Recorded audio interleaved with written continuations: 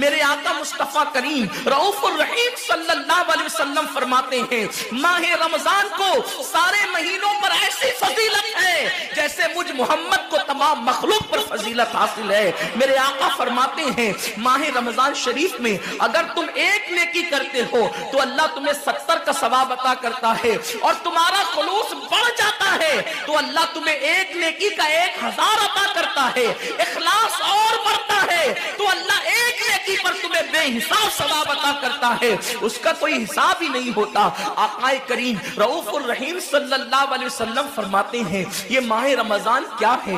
اللہ کے محبوب مصطفیٰ کریم صلی اللہ علیہ وآلہ وسلم ماہ رمضان شریف کے روزوں کی اہمیت بیان کرتے ہوئے فرماتے ہیں کہ ماہ رمضان شریف کا ایک روزہ اگر کوئی چھوڑ دے اور پھر ساری زندگی اس کے بدلے میں روزہ رکھے تو ساری زندگی کے روزے اس ایک ماہ رمضان کے روزے کے برابر نہیں ہو سکتے۔ یہ ماہ رمضان شریف کے روزے کو فضیلت حاصل ہے، اور اللہ کے حبیب صلی اللہ علیہ وسلم فرماتے ہیں جو ماہ رمضان شریف میں عبادت کر کے اپنی بخشش نہیں کروا سکتا، اپنی مغفرت نہیں کروا سکتا، پھر اس کو کبھی موقع نہیں ملتا کہ وہ اپنی مغفرت کا سامان کرے۔ آقا کریم صلی اللہ علیہ وآلہ وسلم فرماتے ہیں کہ سال بھر تک ماہ رمضان شریف کے لیے جنت کو آراستہ کیا جاتا ہے، جنت کو سجایا جاتا ہے، جنت کو سنوارا جاتا ہے، اور آقا کریم صلی اللہ علیہ وسلم فرماتے ہیں بڑی بڑی آنکھ والی حوریں اللہ کی بارگاہ میں عرض کرتی ہے میرے کریم ہمیں ان کی دلہن بنانا جو ماہ رمضان شریف میں تیری عبادت کرتے ہیں، ہمیں ان کے نکاح میں دینا جو ماہ رمضان شریف کی راتوں کو جگ کر کے تجھے منانے کی کوشش کرتے ہیں۔ آقا کریم صلی اللہ علیہ وسلم فرماتے ہیں اگر کوئی بندہ ماہ رمضان میں زنا سے بچے، شراب سے بچے، جھوٹ سے بچے، کسی کو تہمت لگانے سے بچے، اور ماہ رمضان شریف کا احترام کرتے ہوئے گناہوں سے بچے تو اللہ تبارک و تعالی ہر رات کے بدلے، رمضان شریف کی ہر رات کے بدلے 100 حوروں کے ساتھ اس کا نکاح فرمائے گا۔ یعنی 30 راتیں ہیں تو 300 حوروں کے ساتھ اس کا نکاح ہوگا۔ اور آقا کریم صلی اللہ علیہ وسلم فرماتے ہیں ماہ رمضان شریف کا احترام جو کرے اور احترام ماہ رمضان میں جو لغویات اور خرافات کو ترک کر دے، جو گناہوں کو چھوڑ دے، زنا کو، شراب کو، جھوٹ کو، بہتان تراشی کو چھوڑ دے، آقا فرماتے ہیں اس رمضان شریف کا احترام کرنے والے کے لیے اللہ نے جنت میں ایک ایسا محل بنایا ہے۔ اس محل کا حال یہ ہے کہ دنیا کے سارے اولین اور آخرین یعنی آدم سے لے کر آخری آنے والے تک، انسان تک، اگر سارے اس محل کے اندر داخل ہو جائے تو بھی اس محل کی اتنی ہی جگہ وہ لیں گے جتنی کی بکرے کی ران آپ کسی مکان کے اندر رکھتے ہیں، تو بکرے کی ران کتنی جگہ گھیرتی ہے، بس تمام اولین اور آخرین اس محل کے اندر اتنی ہی جگہ گھیریں گے، یعنی وہ محل اتنا بڑا اللہ نے بنایا ہے، اور وہ محل صرف ان کے لیے ہے جو ماہ رمضان کے احترام میں گناہوں کو ترک کر دیتے ہیں، گناہوں کو چھوڑ دیتے ہیں۔ میرے آقا صلی اللہ علیہ وسلم کے پیارے دیوانوں، لیکن افسوس ہم اور دنوں کی طرح ماہ رمضان شریف کی راتوں کو ضائع کر دیتے۔ تاجروں کا سیزن آتا ہے تو تاجر پہلے سے تیاری کرتے ہیں کہ اس سیزن کے اندر میں نے مالدار بننا ہے، اتنا مال میں نے کمانا ہے کہ پھر میں نے سارے سال گھر میں بیٹھ کر کے کھانا ہے۔ ٹیلر لوگ تیاری کرتے ہیں عید کے موقع پہ اتنی محنت کریں گے رات دن کہ سال بھر اگر کوئی کسٹمر نہ بھی آئے تو وہ گھر بیٹھ کے آرام سے کھا سکے۔ کپڑے والے سوچتے ہیں کہ سیزن آئے گا، جو بھی سیزن ان کا آتا ہے اتنا کمائیں گے کہ سال بھر بیٹھ کے کھائیں گے۔ لوگوں جیسے کپڑوں کا سیزن آتا ہے، ٹیلروں کا سیزن آتا ہے، پھلوں کا سیزن آتا ہے، ایک سیزن نیکیوں کا بھی آتا ہے، ایک سیزن مغفرت کا بھی آتا ہے۔ ایک سیزن جنتی بننے کا بھی آتا ہے، ایک سیزن اللہ کو راضی کرنے کا بھی آتا ہے۔ ارے یہ کیا کم ہے، میرے رسول سچے نبی صادق و مصدوق نبی نے فرمایا ماہ رمضان کی ہر رات اللہ پہلے آسمان پہ تجلی کرتا ہے اور اللہ اپنے بندے سے پکار پکار کر غروب آفتاب سے لے کر صبح صادق طلوع ہونے تک کہتا ہے میرے بندے اگر تو گنہگار ہے تو مجھ سے معافی طلب کرتا کہ میں تیری مغفرت کر دوں، میں تجھے جنت کا پروانہ عطا کر دوں، اگر تو غریب ہے تو مجھ سے دولت مانگتا کہ میں تجھے دولت عطا کر دوں، اگر تو نعمت سے محروم ہے تو نعمت مانگتا کہ میں تجھے نعمت عطا کر دوں۔ یہی وجہ تو ہے حضرات صحابہ کرام جب رمضان شریف آتا تو وہ ایسے تیاریاں کرتے تھے جیسے ہم اپنے گھروں کی شادیوں کی تیاری کرتے ہیں۔ صحابہ اتنے مصروف ہو جاتے رمضان شریف کی تیاریوں میں، اور کیسی تیاری کرتے؟ ہم بھی رمضان شریف کی تیاری کرتے ہیں۔ ہماری تیاری کیا ہے؟ سحری میں تری کے مسالے کو چاہیے، سحری کے اندر یہ چاہیے، سحری میں وہ چاہیے، افطار میں یہ چاہیے، افطار میں وہ چاہیے۔ مجھے اس سے کوئی جو ہے وہ شکوہ نہیں، میرے آقا نے اس سے منع نہیں کیا۔ حضور فرماتے ہیں کہ رمضان شریف میں گھر والوں کا دسترخوان وسیع کر دیا کرو، گھر والوں پہ زیادہ خرچ کیا کرو، اس لیے کہ جو گھر والوں پہ رمضان شریف میں خرچ کرتا ہے اللہ اس کو اپنی راہ میں خرچ کرنے کا ثواب عطا کرتا ہے۔ اور فاروق اعظم فرماتے ہیں جو رمضان شریف میں کشادگی کرے گھر والوں پر اللہ اسے جہاد میں خرچ کرنے کا ثواب عطا کرتا ہے۔ مجھے اس سے کوئی شکوہ نہیں، لیکن صحابہ کی تیاری کیا ہوتی تھی؟ جب رمضان شریف آتا صحابہ اپنے بستر کو باندھ دیا کرتے تھے۔ رمضان شریف آتا تو صحابہ بستر کو باندھ دیتے تھے۔ کیوں باندھ دیتے تھے بستر کو؟ اس لیے کہ اب سونا نہیں ہے، سونے کی راتیں 11 مہینے کی راتیں ہیں، اب غفلت میں زندگی نہیں گزارنا ہے، بلکہ راتوں کو جگ کر دن کو جگ کر اللہ کی اتنی عبادت کرنا ہے کہ عبادت کا سیزن آ گیا۔ اس لیے کہ اللہ کے رسول فرماتے ہیں جس نے رمضان شریف پایا اور عبادت کر کے اللہ کو راضی نہیں کر لیا ایسا بندہ ہمیشہ اللہ کی رحمت سے دور کر دیا جائے۔ اس لیے صحابہ رمضان شریف کی تیاری کرتے تھے، بستر باندھ دیتے تھے، اور اپنا معمول کیا ہے؟ جو فجر میں سوئیں گے تو وہ عصر میں اٹھیں گے، رات بھر جاگیں گے کرکٹ کھیلتے ہوئے، رات بھر جاگیں گے گلیوں میں گھومتے ہوئے۔ میرے آقا صلی اللہ علیہ وسلم کے دیوانوں، بہت قیمتی وقت آ رہا ہے، بہت قیمتی مہینہ آ رہا ہے۔ یہ وہ مہینہ ہے جو جہنمیوں کو جنتی بناتا ہے۔ آقا کریم صلی اللہ علیہ وسلم فرماتے ہیں ہر افطار کے وقت اللہ 60,000 ایسے جہنمیوں کو جہنم سے آزاد کر کے جنتی بناتا ہے جن کا جہنمی ہونا واجب ہو گیا تھا۔ اور ایک مقام پہ فرماتے 5 لاکھ جہنمیوں کو ہر افطار کے وقت جہنم سے آزاد کیا جاتا ہے۔ اور اسی پہ بس نہیں، حضور فرماتے ہیں جب شب جمعہ آتی ہے ماہ رمضان کی، جمعرات کا سورج غروب ہوتا ہے، تو جمعہ کا سورج غروب ہونے سے پہلے پہلے تک ہر سیکنڈ میں 5 لاکھ جہنمیوں کو جہنم سے آزاد کیا جاتا ہے۔ اور جب جمعہ کا آخری وقت آتا ہے، آخری ساعت آتی ہے، میرے کریم آقا فرماتے ہیں جمعرات کا سورج غروب ہونے سے لے کر جمعہ کا سورج غروب ہونے تک ہر لمحے میں جو 5 لاکھ کو آزاد کیا گیا تھا، اب آخری سیکنڈ میں جو غروب کا وقت ہوتا ہے جتنے آزاد کیے گئے تھے اتنوں کی تعداد کے برابر اس آخری ساعت کے اندر اللہ اپنے جہنمی بندوں کو جہنم سے آزاد کر دیتا ہے۔ کتنا قیمتی وقت ہوتا ہے، افطار کا وقت کتنا قیمتی ہے، سحری کا وقت کتنا قیمتی ہے، لیکن اس وقت بھی ہم کہاں لگے ہوتے ہیں؟ اب تو لوگوں نے ٹی وی چینلوں پر پروگرامات شروع کر دیے، دینی پروگرامات۔ مجھے دینی پروگرامات اگر ٹی وی پہ نشر ہوتے ہیں تو اس سے کوئی اختلاف نہیں ہے، لیکن آپ سے یہ عرض کرنا چاہتا ہوں کہ دین سیکھنے کا بھی کوئی وقت ہوتا ہے۔ اگر آپ سحری کے قیمتی لمحات میں ٹی وی کا منہ پکڑ کر بیٹھے ہیں تو آپ دعا کب کریں گے؟ افطار کے وقت آپ واٹس ایپ پر لگے ہیں تو اللہ سے مانگیں گے کب؟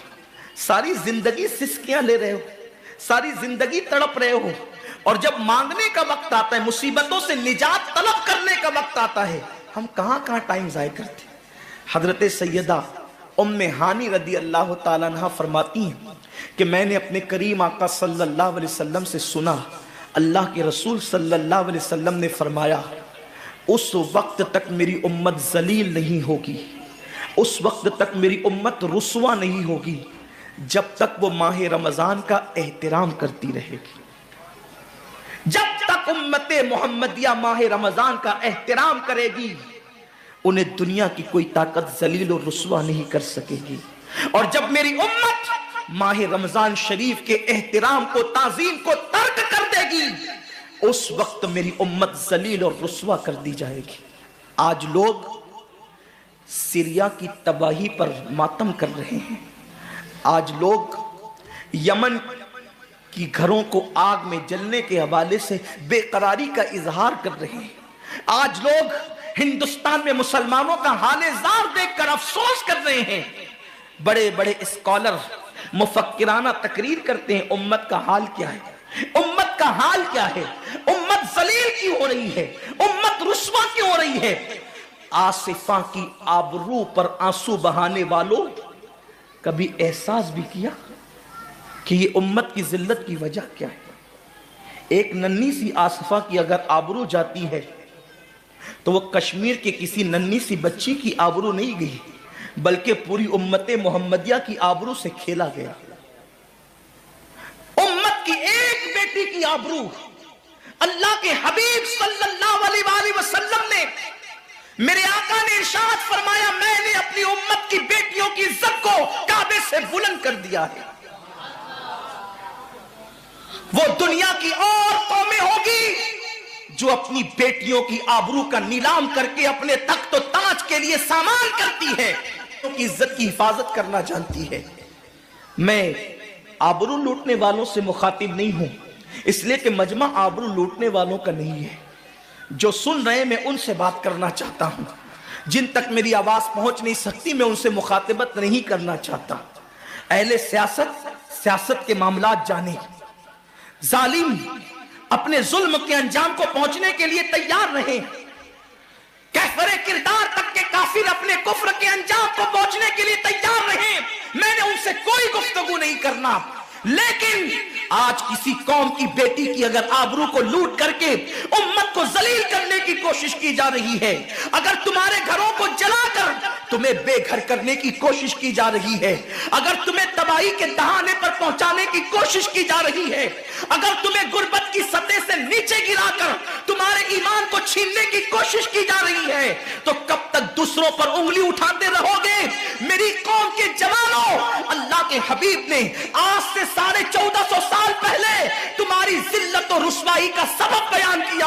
اقبال رونا روتے ہیں وائے ناکامی متائے کارواں جاتا رہا, کارواں کے دل سے احساس ضیا جاتا رہا. ماہ رمضان میں شراب کے اڈوں کو آباد کرنے والے, ماہ رمضان میں زنا کے اڈوں کو آباد کرنے والے, ماہ رمضان میں چھپ چھپ کر کھانے والے, ماہ رمضان میں اللہ اکبر اپنے ہاتھوں کی انگلیوں سے انٹرنیٹ کی جو ہے وہ بٹن کو چھیڑ کر کے زنا کے مناظر دیکھنے والے, اپنے ماں باپ کا دل دکھانے والے, لوگوں پہ ظلم کرنے والے, نماز کے اوقات میں بستر کی پہ سکون کی نیند سونے والے, دل کھول کر کان کھول کر اپنے ایمان کے کانوں سے, اپنی غیرت کے کانوں سے, اپنے دل کے کانوں سے میرے نبی کی حدیث کو سن لو.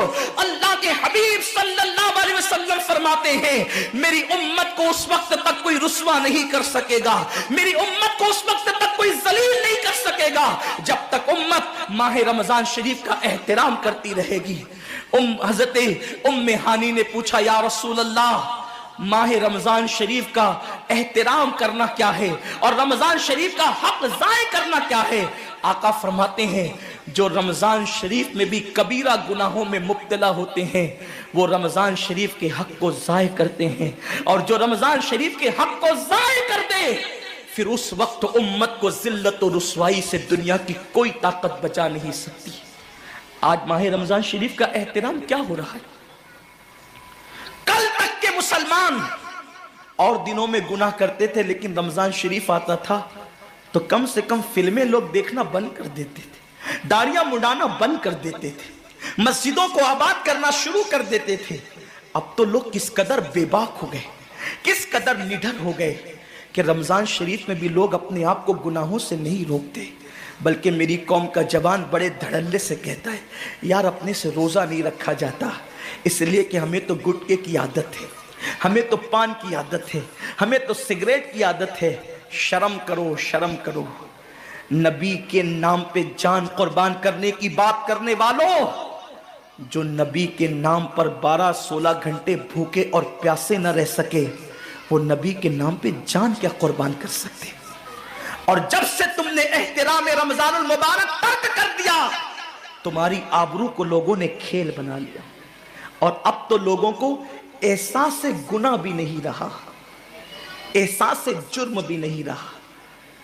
گناہ کے ساتھ اگر احساس گناہ انسان کی زندگی میں ہے تو انسان اپنے آپ کو گناہوں سے بچا لیتا ہے، لیکن اب ہمارے اندر احساس گناہ نہیں۔ اب تو ہم گناہ کو ہنر سمجھتے ہیں، اب تو ہم گناہوں کو فیشن سمجھتے ہیں۔ احساس گناہ کیا ہے؟ اگر انسان گنہگار ہو اور احساس گناہ بھی ہو تو وہ ایک نہ ایک دن سدھر جاتا ہے، وہ ایک نہ ایک دن سنور جاتا ہے۔ ہمارے پاس احساس گناہ ختم ہو گیا۔ آئیے بتاؤں احساس گناہ کتنی قیمتی چیز ہے۔ رمضان شریف میں کھا رہے ہیں، پی رہے ہیں، بلکہ مسلمانوں کی ہوٹلیں بند ہے تو غیر مسلموں کی ہوٹلوں میں کھا رہے ہیں، چھپ چھپ کر گھروں میں کھا رہے ہیں۔ لوگوں سے چھپ کر کھانے والوں، جو تیرا کچھ نہیں بگاڑ سکتا تو اس انسان سے چھپ کر کے کھا رہا ہے۔ جو خدا تجھے سزا دے گا کیا تو اس کی نگاہوں سے بھی چھپ سکتا ہے؟ اور روزے بھی کیا روزے رہ گئے، اب تو روزے بھی رسم بن گئے۔ جو روزے رکھتے ہیں رمضان شریف میں، ان کو روزہ رکھنے کی عادت ہے، وہ روزے کو عبادت نہیں سمجھتے۔ جو روزہ عادت بن جائے وہ نجات نہیں دلا سکتا، جو روزہ عبادت بن جائے وہ نجات دلا سکتا۔ ایک تو روزے کی عادت ہے اور ایک تو روزہ عبادت ہے۔ روزہ عادت اور عبادت میں فرق کیا ہے؟ عادت یہ سب نے رکھا ہم بھی رکھ لیں، یہ عادت ہے۔ نہ رکھیں گے تو کیا جواب دیں گے، یہ عادت ہے۔ نہ رکھیں گے تو لوگ تانا دیں گے، عادت ہے۔ پھر روزہ عبادت کیا ہے؟ روزہ عبادت یہ ہے کہ اللہ نے روزہ رکھنے کا حکم دیا ہے اور مصطفیٰ جان رحمت نے روزے کا حق یہ بتایا ہے، اگر تو روزہ رکھے تو صرف بھوکا پیاسا نہ رہے بلکہ تیرا ہاتھ بھی روزے دار رہے، تیری زبان بھی روزے دار رہے، تیری آنکھ بھی روزے دار رہے، تیرا پیر بھی روزے دار رہے، تیرا کان بھی روزے دار رہے۔ کان روزے دار اس طرح کہ کان اللہ کے ممنوع کردہ چیزوں کو نہ سنے، ہاتھ روزے دار اس طرح ہاتھ اللہ کے منع کردہ کاموں کو نہ کرے، زبان روزے دار اس طرح کہ زبان اللہ کی ممنوع کردہ چیزوں کو ادا نہ کرے، پیر روزے دار اس طرح کہ پیر اس جگہ چل کر نہ جائے جہاں اللہ نے جانے سے منع کیا ہے۔ جب تو ان سارے اعضاء کو روزے دار بناتا ہے تو ایسے روزے کے معاملے میں میرا اللہ فرماتا ہے روزہ میرے لیے ہے اور میں ہی اس کی جزا ہوں۔ ہر عمل کی جزا جنت ہے، روزے کی جزا خدا کی ذات ہے۔ اسی لیے آقا فرماتے ہیں روزے دار کو دو خوشی ہے، ایک تو افطار کے وقت، دوسرا لقائے رحمان کے وقت، خدا کی زیارت کے وقت۔ صحابہ نے پوچھا آقا ہم اللہ کی زیارت کیسے کریں گے؟ آقا فرماتے ہیں جیسے تم آسمان پہ چاند دیکھتے ہو بلا تمثیل اسی طرح تم خدا کی زیارت کیا کرو گے۔ یہ روزے داروں کی شان ہے۔ آج کے روزے کیا ہے؟ جس میں جھگڑا، جس میں غیبت، جس میں چگلی، جس میں فساد۔ روزے کو عادت مت بناؤ، روزے کو عبادت بناؤ۔ احساس مٹ گیا، عبادتوں کا احساس مٹ گیا، گناہوں کا احساس ختم ہو گیا۔ جب تک کہ لوگوں میں گناہوں کا احساس زندہ تھا وہ عبادت کر کے بھی اللہ سے ڈرتے تھے، وہ عبادت کر کے بھی رب کی بارگاہ میں آنسو بہاتے تھے کہ مولا میں تو حق ادا نہ کر سکا۔ لیکن آج احساس نہیں ہے، اس لیے لوگ ہنستے ہنستے افطار کرتے ہیں۔ حالانکہ صحابہ کا معمول تھا جب افطار کا وقت آتا وہ ہاتھوں کو اٹھا کر کے روتے اور کہتے مولا روزہ تو چلا گیا لیکن روزے کا حق نہ ادا ہو سکا، آنسو بہاتے ڈرتے۔ لیکن آج ایسا کچھ بھی نہیں ہے۔ ہماری ساری نیتیں تو دسترخوان پہ لگی ہوتی ہے افطار کے وقت۔ آئیے ایک بات نکل آئی، احساس گناہ۔ کیا ہے احساس گناہ؟ آقا نے فرمایا نا کہ جب رمضان شریف کا حق ضائع کر دو گے تو اللہ تم سے عزت کو چھین لے گا، تم ذلیل و رسوا ہو جاؤ گے۔ احساس ختم ہے گناہ کا، اسی لیے رمضان شریف میں بھی گناہ کرتے ہیں، اور گناہ کر رہے ہیں تو ذلیل ہو رہے ہیں۔ احساس کسے کہتے ہیں؟ احساس یہ ہے کہ میں نے کیا کیا، چھوٹے سے گناہ کو بڑا سمجھنا میں نے کیا کیا۔ ایک خاتون بارگاہ رسالت میں آئی اور عرض کیا یا رسول اللہ مجھ سے زنا ہو گیا ہے، میں نے بہت بڑا جرم کر لیا ہے، آپ مجھ پہ حد لگا دیں، حد جاری کر دیں تاکہ میں گناہ سے پاک ہو جاؤں۔ اللہ کے حبیب نے احساس گناہ دیکھ کر کے فرمایا کہ جا، ابھی تیرے پیٹ میں بچہ ہے، تیرے جرم کی سزا تیرے پیٹ کے بچے کو نہیں دی جا سکتی، اگر تجھ پہ حد لگے گی تو وہ بچہ بھی ختم ہو جائے گا، جب بچہ پیدا ہو جائے اس کے بعد آنا۔ بچہ پیدا ہو گیا تو وہ لے کر کے آئی، آقا فرماتے ہیں تیری جان چلی جائے گی تو اس کی پرورش کون کرے گا، اس کو دودھ کون پلائے گا، جا اس کو دودھ پلا اس وقت تک جب تک یہ کھانے نہ لگے۔ وہ بچے کو 2 سال تک دودھ پلاتی رہی، اور جب بارگاہ رسالت میں آئی تو بچے کے ہاتھ میں روٹی کا ٹکڑا دے کر کے آئی، بچہ روٹی کھا رہا تھا، عرض کی آقا مجھ پہ حد جاری کریں تاکہ میرا گناہ جو میرے دامن پہ لگا ہے وہ دھل جائے۔ حضور نے 3 مرتبہ اس کو اپنے دروازے سے ٹالا، اگر کوئی دوسرا ہوتا اس کو ڈھیل دی جاتی تو وہ بھاگ جاتا، دوبارہ پلٹ کرنا آتا، لیکن احساس گناہ تھا، گناہ کا احساس تھا کہ یہاں گناہ مٹ جائے تاکہ وہاں جواب دینے سے بچ جاؤں۔ اس خاتون نے 3 مرتبہ حاضری دی، حضور اب میرا بچہ روٹی کھانے لگا ہے، مجھ پہ حد لگا دے تاکہ میں پاک ہو جاؤں۔ اللہ کے حبیب نے فرمایا اللہ کی بندی، جب اللہ نے تیرے جرم پہ پردے ڈال دیے تھے تو تو نے اظہار جرم کیوں کیا؟ اب چونکہ تو جرم کا اظہار کر چکی ہے، اقبال گناہ کر چکی ہے، اب تجھ پہ حد لگائی جائے گی۔ اور اس کو سنگسار کر دیا گیا۔ جب وہ مر چکی اور اس کو دفن کر دیا گیا تو کسی نے کہا کتنی بدبخت تھی وہ عورت جس نے رسول پاک کے دور میں منہ کالا کیا۔ میرے نبی نے فرمایا تو اس کا گناہ دیکھتا ہے، تو اس کا احساس گناہ نہیں دیکھتا۔ اس نے ایسی توبہ کی ہے، اگر اس کی توبہ 70 جہنمیوں پہ تقسیم کی جاتی تو اللہ ان کو بھی جنت عطا فرما دیتا۔ آقا کریم صلی اللہ علیہ وسلم فرماتے ہیں جو رمضان شریف میں گناہ کبیرہ کرتے ہیں، اب گناہ کبیرہ کی بہت بڑی تعریف ہے، اس کو نہیں بیان کروں گا، لیکن جو گناہ کبیرہ بڑا گناہ کرتے ہیں، پہلی بات تو چونکہ میرا مسلک صوفیہ ہے، صوفیہ سے کسی نے پوچھا کہ گناہ بڑا کیا ہے؟ امام غزالی فرماتے ہیں نہ کوئی گناہ چھوٹا ہے نہ کوئی گناہ بڑا ہے، بات تو یہ ہے جس گناہ پر خدا تیری پکڑ کر لے وہی گناہ سب سے بڑا ہے، اور جس نیکی پر خدا تجھے بخش دے وہی نیکی سب سے بڑی ہے۔